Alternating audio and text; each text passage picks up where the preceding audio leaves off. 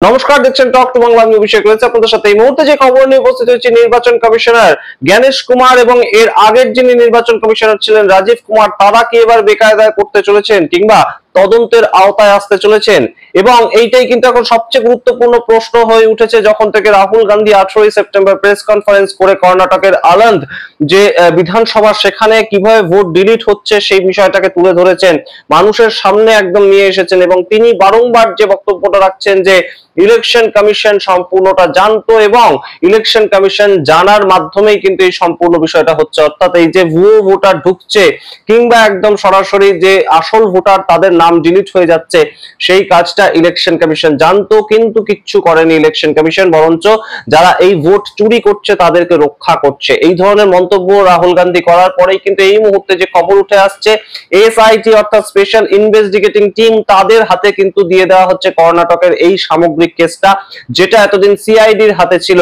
CID ইতিমধ্যেই আমরা জানতে পেরেছি, একদম রাহুল গান্ধী 18 সেপ্টেম্বর জানিয়েছেন যে 18টা লেটার লিখেছিল রাজ্যের যে কর্ণাটক রাজ্যের যে ইলেকশন কমিশন আছে তাদেরকে, এবং তাদের যে ইলেকশন কমিশনার আছে রাজ্যের যে ইলেকশন কমিশনার তাদেরকে, এবং সেই লেটারটা ফরওয়ার্ড করেন তিনি একদম যে এই দিল্লিতে যে ইলেকশন কমিশন অফ ইন্ডিয়া তাদের যে অফিস, যে আপনারা আমাকে তথ্য প্রোভাইড করুন। এবং এই মুহূর্তে সিআইডি সেটাকে নিয়ে তদন্ত শুরু করেছে এবং তারা তথ্য চাইছে আমার কাছে। 18 বার লেটার লিখেছে, কিন্তু তারপরেও কিন্তু কোনোভাবেই সিআইডি কে সাহায্য করা হয়নি ইলেকশন কমিশন অফ ইন্ডিয়ার তরফ থেকে। এবং সেখানেই এইবার কেসটা কিন্তু সম্পূর্ণ তুলে দেওয়া হয়েছে বিকে সিং। বিকে সিং তিনি কিন্তু অত্যন্ত নামকরা একজন পুলিশ অফিসার, এবং শুধু তাই নয়, তিনি কিন্তু ক্রাইম ব্রাঞ্চের বিভিন্ন কেস সলভ করেছেন।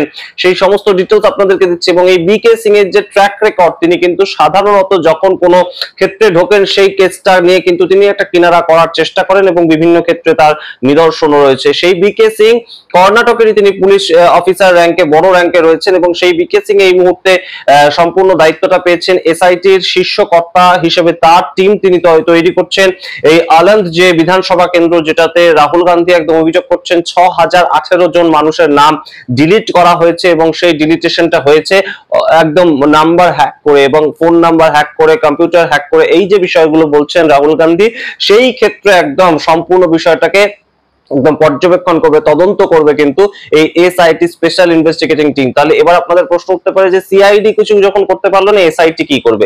এসআইটির ক্ষেত্রে স্পেশাল যেটা থাকে সেটা হচ্ছে সাইবার ব্রাঞ্চ, সাইবার সেল, সেটা অত্যন্ত সক্রিয় একটা ভূমিকা পালন করে। এবং রাহুল গান্ধী যে অভিযোগটা করছেন যে সফটওয়্যারের মাধ্যমে ভোট ডিলিট হচ্ছে, সেই কাজটা ধরতে গেলে কিন্তু অবশ্যই সাইবার সেল থেকে দরকার। কখন ওটিপি আসছে, সেই ওটিপি কেন ফোন নাম্বারে আসছে না, অর্থাৎ আমার ফোনে ওটিপি আসছে সেটা আমি জানতে পারছি না, অন্য কেউ জেনে যাচ্ছে এবং সেই ওটিপি কাজে লাগিয়ে একদম ভোট ডিলিটও হয়ে যাচ্ছে। এই যে বিষয়গুলো, সেগুলো ধরতে গেলে কিন্তু সাইবার সেলের অত্যন্ত প্রয়োজনীয়তা। এবং সেই ক্ষেত্রে এসআইটির মধ্যে থাকছে অত্যন্ত স্পেশাল সাইবার সেল, এবং তার সঙ্গে যেটা অত্যন্ত গুরুত্বপূর্ণ ফ্যাক্টর, এই যে বিকে সিং তার নেতৃত্বে যে টিমটা তৈরি করা হয়েছে, তার মধ্যেও কিন্তু অত্যন্ত ধুরন্ধর কিছু পুলিশ অফিসার আইপিএস র্যাঙ্কে তাদেরকে রাখা হয়েছে, যারা কিন্তু এর আগে বহু জায়গায় দেশে ঘুরে ঘুরে বিভিন্ন কেস সলভ করেছেন।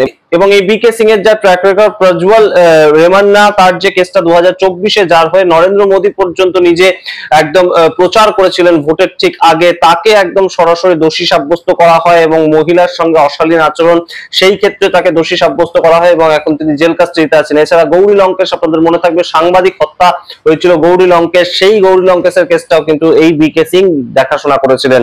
সুতরাং এই যে বিকে সিং, তার ট্র্যাক রেকর্ড ঠিক যেমন ভালো, অন্যদিকে বিকে সিং এর কিন্তু প্রাথমিক যেটা বক্তব্য যে 18টা লেটার এই মুহূর্তে যে সিআইডি লিখেছিল, তার উত্তর কেন ইলেকশন কমিশন অফ ইন্ডিয়া তারা দেয়নি, কিংবা রাজ্যের যে ইলেকশন কমিশন তারা কোনো উত্তর দেয়নি।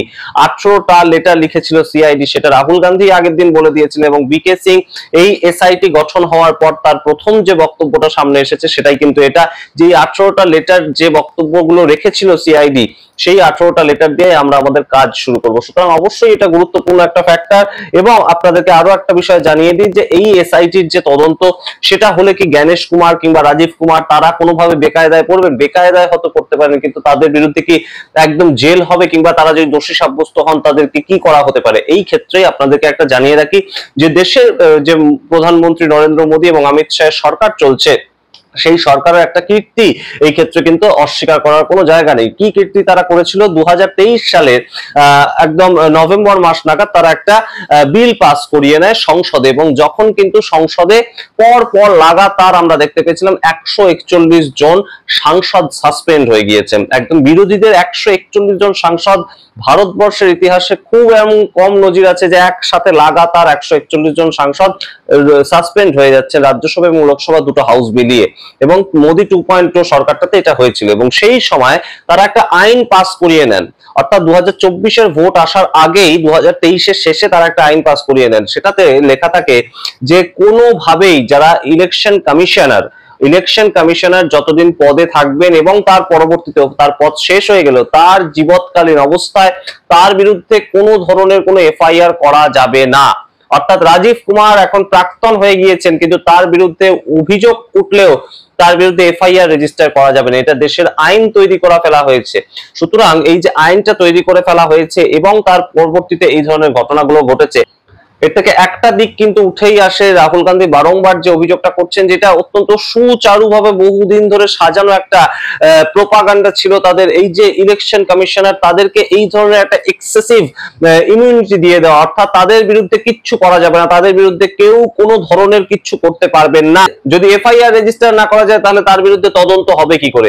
এইটা তো বেসিক জায়গাটা, এবং সেখানেই সেটা করা যাবে না। ভারতবর্ষের রাষ্ট্রপতি, ভারতবর্ষের প্রধানমন্ত্রী, কারোর কিন্তু এই ধরনের ইমিউনিটি নেই, অর্থাৎ কারোর কিন্তু পদের থাকার পরবর্তীতে তার বিরুদ্ধে এফআইআর করা যাবে না এরকম কোনো সিস্টেম নেই। ভারতবর্ষের রাষ্ট্রপতি পর্যন্ত, অর্থাৎ যারা যারা রাষ্ট্রপতি থেকেছেন তারা তাদের যে টেনিয়ার সেই পর্যন্ত তাদের বিরুদ্ধে কোনো এফআইআর রেজিস্টার করা যায় না। ভারতবর্ষের যারা বিচারক বিভিন্ন হাইকোর্ট এবং সুপ্রিম কোর্টে, তাদের বিরুদ্ধে ততদিন পর্যন্ত এফআইআর করা যায় না যতদিন তারা ক্ষমতায় থাকেন, অর্থাৎ জাজ হিসেবে কাজ করেন। কিন্তু এই নির্বাচন কমিশনার, তাদের এমন ইমিউনিটি দেওয়া হয়েছে 2023 সালের এই বিল পাস করানোর মাধ্যমে যে তাদের জীবৎকালীন অবস্থায় তাদের বিরুদ্ধে কোনো ধরনের কোনো এফআইআর রেজিস্টার করা যাবে না। কিন্তু অবশ্যই এই এসআইটি তাহলে কেন গুরুত্বটা এতটা অপরিসীম ভাবে দেখা হচ্ছে, তার কারণ এসআইটি কিন্তু এই মুহূর্তে জ্ঞানেশ কুমার কিংবা রাজীব কুমার তাদের বিরুদ্ধে হয়তো সম্পূর্ণভাবে কেস রেজিস্টার করতে পারবে না, কিংবা তাদেরকে হয়তো গ্রেফতার করার মতন জায়গায় কখনোই যেতে পারবে না, সেটা বিলে নেই।